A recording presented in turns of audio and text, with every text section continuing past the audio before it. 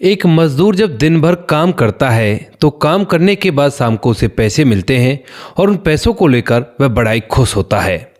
खुश होने के बाद वह वहां से सीधा एक ठेके पर जाता है और वहां से शराब खरीदता है। शराब खरीदने के बाद वह एक जगह बैठता है और बैठने के बाद जैसे ही शराब की बोतल को खोलकर पैक बनाता है तो तभी वहां पर उस मजदूर के पास एक महिला आ जाती है और आने के बाद कहने लगती है कि अकेले अकेले हमें भी तो पूछ लो।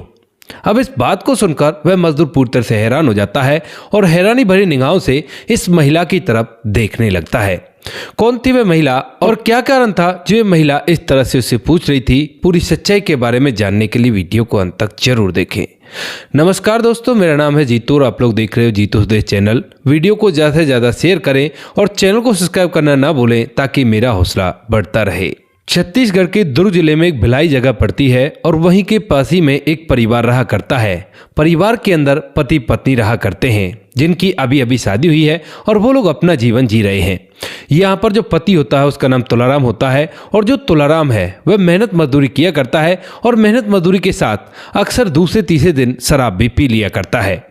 अब यहाँ पर जो उसकी पत्नी होती है वह पहले तो उसे समझाने लगती है, कहती है कि शराब मत पियो, शराब बहुत बुरी चीज़ है। लेकिन पति इन बातों को मानता नहीं है और इन्हीं बातों के चलते जब उनकी शादी को कुछ दिन बीतते हैं तो कुछ दिनों बाद यहाँ पर जो पत्नी होती है वह किसी और के साथ भाग जाती है। अब जो तुलाराम होता है वह अकेला रह गया था, पत्नी किसी के साथ भाग चुकी थी और उसके बाद वह अकेला रहने लगता है और इसी तरह से अपने जीवन को जीने लगता है। मेहनत मजदूरी किया करता, जो पैसे मिले करते उन पैसों से अपना गुजारा किया करता और बाकी अपना शराब वगैरह पीकर अपनी जिंदगी को मस्ती से व्यतीत कर रहा था। उसे इस बात से कोई भी फर्क नहीं पड़ता है कि उसकी पत्नी उसे छोड़कर भाग चुकी है।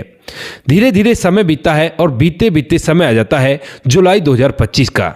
जुलाई 2025 में अब तक जो यह तुलाराम होता है ये 33 साल का हो चुका था और जैसे ही तुलाराम एक दिन अपनी मजदूरी करने के बाद ये सोचता है कि आज मैं चलो शराब पीता हूं और इसी वजह से वह जब ठेके पर जाकर शराब खरीदकर एक जगह बैठकर पैक बनाने लगता है तो तभी वहां पर उसके पास एक महिला आती है जिस महिला का नाम होता है आरती।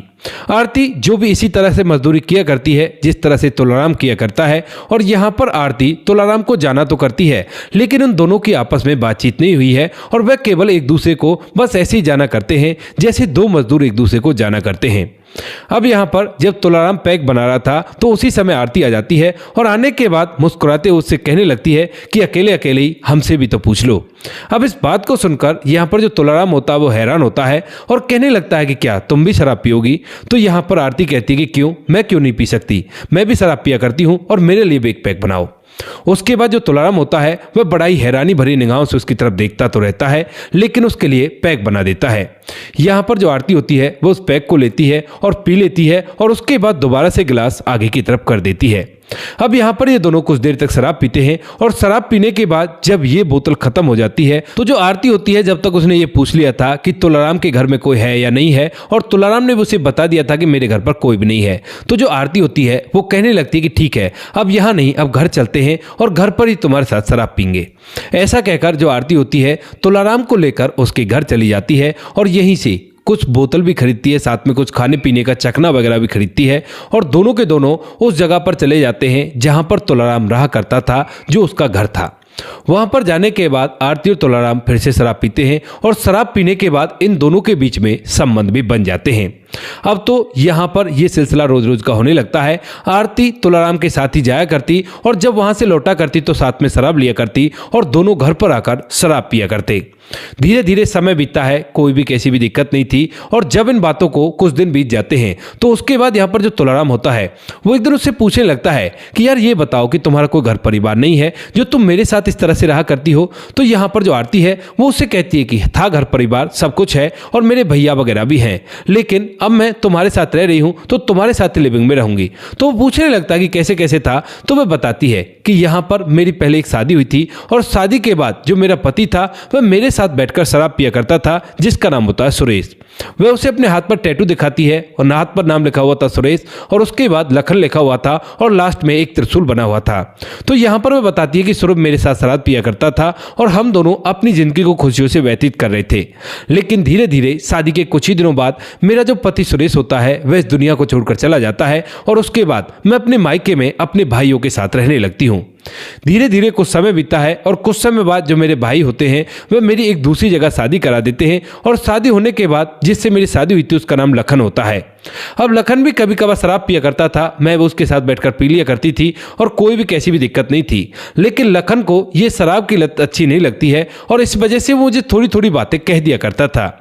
धीरे धीरे समय बीतता है और समय के साथ साथ मुझे 2 बच्चे भी हो जाते हैं और जब मुझे 2 बच्चे हो जाते हैं तो उसके बाद लखन और भी ज़्यादा कहने लगता है कि देखो शराब मत पियो, अब हमें बच्चे हो गए हैं और इन बच्चों का भरण पोषण भी तो करना है। लेकिन यहाँ पर जो आरती होती है वह शराब और नशे की इतनी आदी हो गई थी कि वह इस बात को मानने के लिए तैयार नहीं होती है और वह उसे मना कर देती, कहती है देखो मुझे आदत है तो मैं पिया करूंगी। अब इन बातों को लेकर इन दोनों में झगड़ा होता है और इसी झगड़े के चलते जो आरती होती है वह अपने पति को छोड़कर अपने मायके में फिर से रहने लगती है और उसे वो तलाक दे देती है।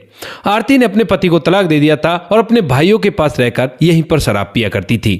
उसके बाद इसकी मुलाकात तुलाराम से होती है और अब यह तुलाराम के साथ रह रही है और ये कहानी पूरी के पूरी तुलाराम को बता देती है और बताती है कि मैंने दोनों पतियों के नाम लिखवा रखे थे और तुम चाहो तो तुम्हारा नाम भी लिखवा सकती हूँ। लेकिन तभी तुलाराम मना करता है, कहता है कि नहीं मुझे नहीं लिखवाना और ऐसे ही रहने दो इसको। इसके बाद धीरे धीरे समय बीतता है और समय के साथ साथ समय आ जाता है 6 दिसंबर 2025 का। 6 दिसंबर 2025 को सुबह सुबह जब घर के अंदर आरती नहीं दिखाई देती तो पड़ोस वाला एक व्यक्ति पूछने लगता है कि भाई तुम्हारी वो आरती कहाँ गई। तो यहाँ पर वो कहता है कि वो तो अपने पिता के यहाँ पर गई है, उसके पिता की तबीयत खराब है तो उसे देखने के लिए गई है। इस बात को सुनकर वह तो ऐसे ही हो जाता है। लेकिन धीरे धीरे जब इन बातों को 7 दिन बीतते हैं यानी कि 13 दिसंबर 2025 आता है तो उसी दौरान यहाँ पर पुलिस वालों को वहीं के एक नाले के नीचे एक डेड बॉडी मिलती है जो कि बोरे में बंद थी और उसमें से बहुत तेज दुर्गंध आ रही थी। जब वहां के आसपास वाले लोग इस चीज को देखते हैं तो पुलिस को बुलाया जाता है और पुलिस जब उस बोरे को खोलकर देखती है तो उसके अंदर से एक लाश मिलती है और वह लाश किसी और की नहीं आरती की ही थी। यहाँ पर उसके हाथ पर वही टैटू था और वही त्रिशूल बना हुआ था और वो नाम लिखे हुए थे। जब पुलिस वाले इस लाश को देखते हैं तो इधर उधर पता करने की कोशिश करते हैं लेकिन वहां पर कोई भी उसे नहीं पहचान रहा था। तो इसी वजह से पुलिस वाले लाश को पोस्टमार्टम के लिए भेज देते हैं और उसका फोटो सोशल मीडिया पर सर्कुलेट करने लगते हैं। घूमते घूमते ये फोटो एक अमरवती नाम की महिला के पास पहुंच जाता है और अमरवती आरती को देखते पहचान लेती है क्योंकि आरती उसके रिश्ते में भाभी लगा करती थी और यह अच्छी तरह से तुलाराम को भी जाना करती थी। इसके बाद यहाँ पर जो अमरवती होती है वह तुलाराम के पास आती है और उससे कहने लगती है कि देखो ना ये आरती का फोटो पुलिस वाले घुमा रहे हैं और बता रहे हैं कि ऐसे ऐसे यहाँ पर ये नाले के नीचे मिली है, ये तुम्हारे साथ रहा करती थी ना, कहाँ गई है और कब गई थी। तो उसके बाद वो कहने लगता है कि देखो मुझे नहीं पता इन बातों से और मुझे क्या पता ये कहाँ चली गई कहाँ ना गई, ये शराब पिया करती है और शराब पीकर हो गया होगा ऐसा कहकर वह इस बात को सिरे से खारिज कर देता है। लेकिन अमरवती को यह बात काफी ज्यादा अटपटी लगती है। वह थोड़ी देर तक इस बारे में सोचती है और सोचने के बाद पुलिस को इस बात की इत्तला देने का फैसला करती है। इसके बाद अमरवती 17 तारीख को पुलिस वालों के पास जाती है और वहां पर जाकर पुलिस वालों को बताती है कि साहब इसे मैं जानती हूं, इसका नाम आरती है और यह ऐसे तुलाराम नाम के व्यक्ति के साथ रहा करती थी लिविंग में और उसके बाद जब मैंने उससे पूछा तो वो ऐसे ऐसे कह रहा था। अब इस बात को सुनकर पुलिस वालों को अभी सीधा शक तुलाराम पर जाता है और उसके बाद जो पुलिस वाले होते हैं वे वहां से सीधा तुलाराम के पास पहुंच जाते हैं। वहां पर जाकर तुलाराम को पकड़ लिया जाता है और पकड़ने के बाद जब उससे पूछताछ की जाती है तो पहले तो तुलाराम बात को इधर उधर करने की कोशिश करता है, कहता है कि अपने पिता के पास गई थी, उसके पिता की तबीयत खराब थी और यहां से तो ऐसा ही बोलकर गई थी 5 तारीख को। लेकिन तभी यहां पर जो पुलिस वाले होते हैं वो सोचने लगते हैं कि एक बार देख लेते हैं जाकर क्या सच में आरती के पिता की तबीयत खराब थी।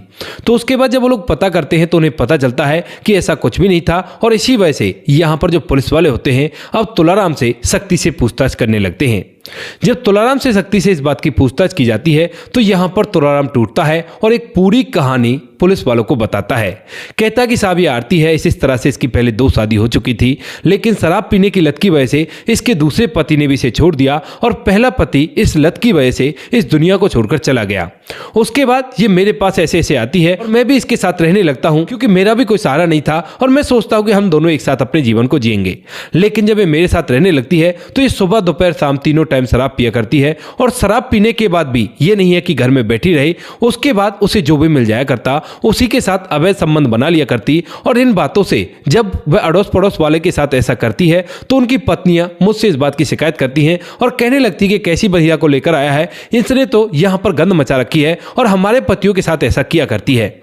इसकी वजह से मैं इसे समझाने लगता हूं, लेकिन ये मेरी एक नहीं मानती है और मुझे ही चुप रहना पड़ता है।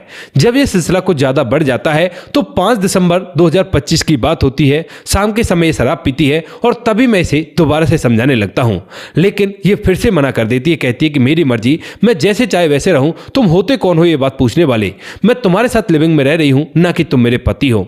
इस बात को सुनकर यहां पर जो तुलाराम होता है उसे गुस्सा आ जाता है और उसके बाद वह उसे धक्का दे देता है। धक्का देने के चलते उसका सर दीवार में लगता है और वहीं पर ऑन द स्पॉट वह इस दुनिया को छोड़कर चली जाती है। अब तुलाराम के हाथों से वह इस दुनिया को छोड़कर चली गई थी, तो उसके बाद जो तुलाराम है वो बताता है कि साहब मैं घबरा गया था और मैंने फिर ऐसा किया कि इसे एक बोरे में बंद किया और बोरे में बंद करने के बाद अपने भाई गोवर्धन के पास फोन किया और उसे पूरा मैटर समझाया। जब वह पूरी बात को सुन लेता है तो सुनने के बाद वह अपने एक दोस्त को बुलाता है जो कि ऑटो चलाया करता था। हम सभी तीनों लोग मिलकर इस डेड बॉडी को उस ऑटो में रखते हैं और ऑटो में रखने के बाद उस पुल के नीचे फेंक देते हैं। यहाँ पर पुलिस वालों के सामने पूरा केस शीशे की तरह साफ हो जाता है और उसके बाद ऑटो वाले को भी पकड़ा जाता है, उसके भाई गोवर्धन को भी पकड़ा जाता है और उनको उचित कार्रवाई के लिए आगे भेज दिया जाता है। तो दोस्तों ये थी आज की कहानी, जहां पर एक लड़की ने शराब पीने की लत के चलते अपनी जिंदगी तो बर्बाद की ही की, लेकिन साथ में एक ऐसा इंसान जो अपनी जिंदगी को आराम से व्यतीत कर रहा था, वह शराब पिया करता था, कमाया भी करता था और जीवन जी रहा था, भले उसकी पत्नी भाग गई हो, उसका भी जीवन बर्बाद कर दिया। अगर यहाँ पर जो आरती है वह शराब ना पीती तो ना ही वह तुलाराम से मिलती और ना ही ये 3 लोग सलाखों के पीछे आज होते। ऊपर से जो तुलाराम है उसने भी गलत किया, आरती के साथ झगड़ा कर रहा था, इससे अच्छा तो उससे कह देता कि अपना जहां पर जाना है वहां पर चली जा, मेरे साथ रहकर क्या कर रही है। तो गलतियां तो सब तरह से हुई है, क्योंकि कहा जाता है कि ताली एक हाथ से नहीं बजती, तो ऐसा ही यहां पर हुआ है, ताली एक हाथ से नहीं बजी है और ताली तो दोनों तरफ से बाजी है। बाकी आप क्या कहना चाहते हो इस कहानी के बारे में, आपकी जो भी राय कमेंट सेक्शन में लिख सकते हो, लोगों के साथ शेयर कर सकते हो। वीडियो अगर अच्छी लगी तो वीडियो को लाइक और चैनल को सब्सक्राइब जरूर करें, ताकि हमें थोड़ा सा हौसला मिल सके आप लोगों के लिए ऐसी अच्छी वीडियो बनाने के लिए। इन कहानियों को सुनाने का उद्देश्य किसी को परेशान करना बिल्कुल भी नहीं है। ये कहानी आपको इसलिए सुनाई जाती है ताकि आप लोग इन कहानियों में से कुछ ना कुछ सीख सको और अपने जीवन में उस चीज़ को अप्लाई कर सको। अब बारी आती है हमारे कुछ प्यारे सब्सक्राइबर की, जो हमारी वीडियोस पर बहुत अच्छे कमेंट भेजा करते हैं और उनके कमेंट देखकर हमें लगता है कि हम भी कुछ ना कुछ कर रहे हैं। हमारे साथ है मुकेश कुमार जी, जो लिखते हैं सर मेरा नाम मुकेश कुमार है, सीकर राजस्थान से है वो, और मैं पुणे महाराष्ट्र में सिविल कॉन्ट्रैक्टर हूँ। मैं आपका न्यूज़ सब्सक्राइब किया हूं। तो मुकेश कुमार जी आपका तहे दिल से धन्यवाद हमारे चैनल को सब्सक्राइब करने के लिए। उससे आगे नाम आता है हृदय राम जी का, वो कहते हैं कि राधे राधे भाई साहब, कैसे हो आप। तो हृदय राम जी हम ठीक हैं, आप सुनाइए आप कैसे हो। उससे आगे नाम है रफ़ीक खान जी का। रफ़ीक खान जी लिखते हैं गुड बाय भाई। तो रफ़ीक खान जी आपका तहे दिल से धन्यवाद अपना कीमती वक्त निकालकर हमें इस लायक समझने के लिए। उससे आगे नाम आता है राम बहादुर थापा जी का, जो कि नेपाल से हमारा वीडियो देखते हैं। राम बहादुर थापा जी आपका भी तहे दिल से धन्यवाद अपना कीमती वक्त निकालकर हमें इस लायक समझने के लिए। उससे आगे हमारे भाई हैं जो लिखते हैं कि जीतू भाई आप मेरा नाम नहीं लेते, मेरा नाम है राव मोहम्मद यासीन, लाहौर पाकिस्तान से मैं आपकी वीडियो देखता हूँ। राव मोहम्मद जी आपका नाम भी लिया था पहले कई वीडियो में, उसके बाद में आपका कमेंट मुझे देखा नहीं, आज दिख गया है तो आज आपका नाम ले दिया है। आप लोग इसी तरह से हमें सपोर्ट करते रहिए। बाकी जो लोग रह गए हैं वो लोग बुरा ना माने, आने वाली किसी वीडियो में आप लोगों के नाम भी ले दूंगा। मिलते हैं किसी नेक्स्ट वीडियो नए टॉपिक के साथ, तब तक के लिए जय हिंद, जय भारत, जय हिंदुस्तान।